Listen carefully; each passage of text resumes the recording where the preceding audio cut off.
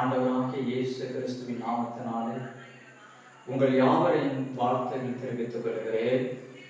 வேதம் சொல்லுகிறது, லூக்கா 23ஆம் அதிகாரம்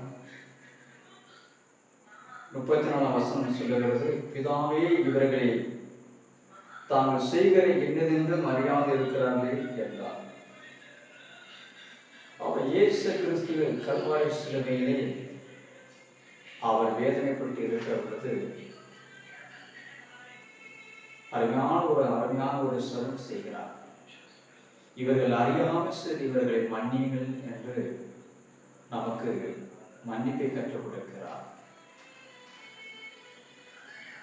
வேதம் நல்ல தெளிவாக ஆண்டவர் நம்மை கற்றுக் கொடுக்கிறார். பாருங்க,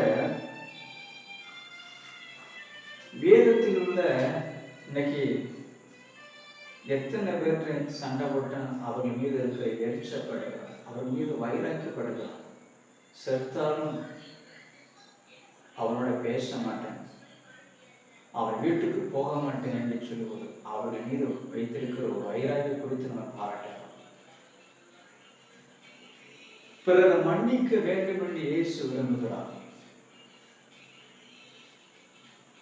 கிறிஸ்துவனாகி நாம் சொந்த இரட்சகரை ஏற்றுக்கொண்ட பிள்ளைகளுக்கு மன்னிக்கிற தன்மை வேண்டும்.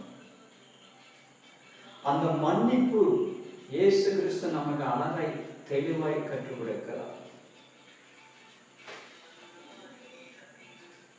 வேதம் சொல்லுகிறது, மத்தியம் 5ஆம் அதிகாரம் 42ஆம் வசனம் சொல்கிறது, உங்கள் சத்துருவை சிநேகிகள், உங்களை சபிக்கிறவர்களை ஆசீர்வதிங்கள், உங்களை பகிக்கிறவர்களுக்கு நன்மை செய்யுங்கள், உங்களை நிந்திக்கிறவர்களுக்கும் துன்பப்படுத்துவர்களுக்கும் சோகம் பண்ணுங்கள் என்று சொல்கிறார்.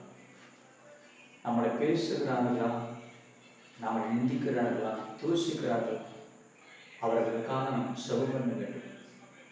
அந்த விரைவுகள் அறியாமல் சரி, மன்னிக்கிற தன்மைகளை தாங்குவா, மன்னிக்கிறது தாங்கணும்னு சொல்லி ஆண்டவற்றை நம்ம பிரார்த்தனை கேட்க வேண்டும்.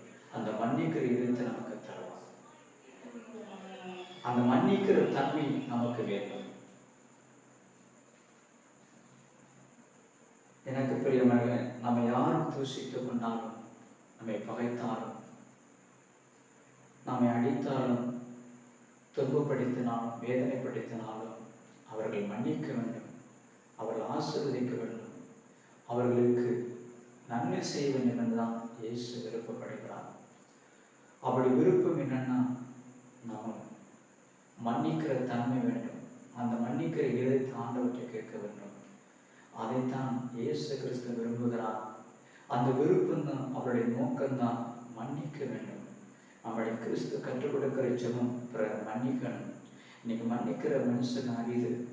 யாரை பார்த்தாலும் மன்னிக்க முடியாம ஒரு சுவாமம் இன்னைக்கு மனிதனுக்குள்ளே அடைத்து கொண்டு இருக்கிறது. அந்த மன்னிக்கிறதை கிறிஸ்துவாகி பிள்ளைகளுக்கு அவரை சொந்த இரட்சகரை தகப்பாக ஏற்றுக்கொண்டு ஒவ்வொரு பிள்ளைகளுடைய வாழ்க்கையிலும் அந்த மன்னிக்கிற தன்மை இருந்தால் போதும்.